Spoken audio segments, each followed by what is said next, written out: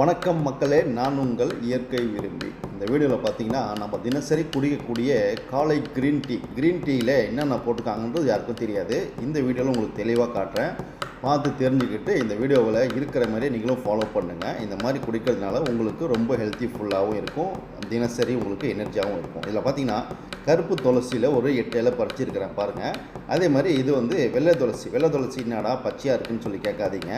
இது வந்து பச்சையாக இருக்கும், பூ தான் வெள்ளையாக இருக்கும், அதனால் வந்து இதுக்கு பேர் வெள்ளை துளசி. இதுலேயும் நம்ம ஒரு 7-8 இலையை நம்ம பறித்து எடுத்துக்கணும். பறித்து எடுத்துக்கிட்டிங்கனாக்கா அதை பாருங்கள், அழகாக நம்ம வீட்டிலே வளர்த்து இருக்கிற நம்ம செடியில் நம்ம பறித்து வந்து உருவாக்கின ஒரு க்ரீன் டீயுடைய ஒரு செட்டப் தான் இது. அடுத்து பார்த்திங்கனாக்கா அந்த பாருங்கள், இது வந்து ரோஸ்மேரி செடி வந்து நிறைய பேர் கேள்விப்பட்டிருப்பீங்க, பார்த்துருப்பீங்க, பார்க்காம இருப்பீங்க. இப்போ பார்த்து தெரிஞ்சுங்க, இதுதான் ரோஸ்மேரி.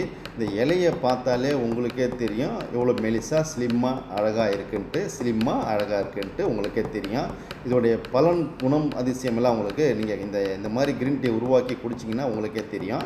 இந்த ரோஸ்மேரி இலையில் கூட ஒரு 7-8 இலை நம்ம வந்து பறித்து நம்ம கைப்பட கழுவிடணும். அதை பார்த்தீங்களா, ரோஸ்மேரி, வெள்ளை துளசி, கருப்பு துளசி 3 இலையுமே இருக்குது. இதில் அதிகமாக எதுவும் கிடையாது, மாயம் இல்லை, மந்திரம் இல்லை.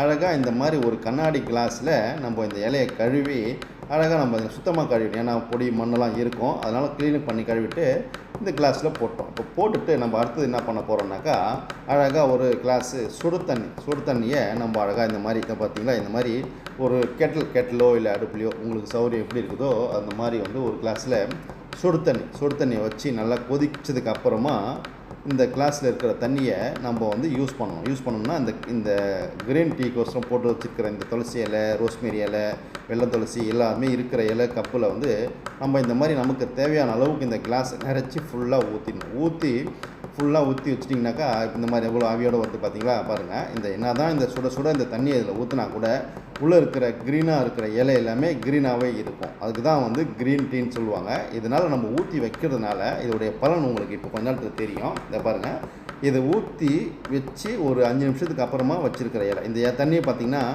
ஒரு மாதிரி லைட்டாக க்ரீன் ஷேடு இருக்கும், இலையெல்லாம் கீழே போயிடுச்சு, ஆனால் பச்சையாகவே இருக்குது. காரணம் க்ரீன் டீ. ஓகேவா, இதுதான் வந்து ஒரிஜினல் க்ரீன் டீ.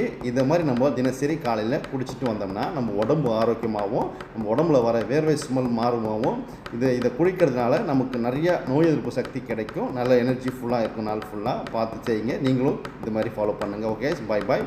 நான் உங்கள்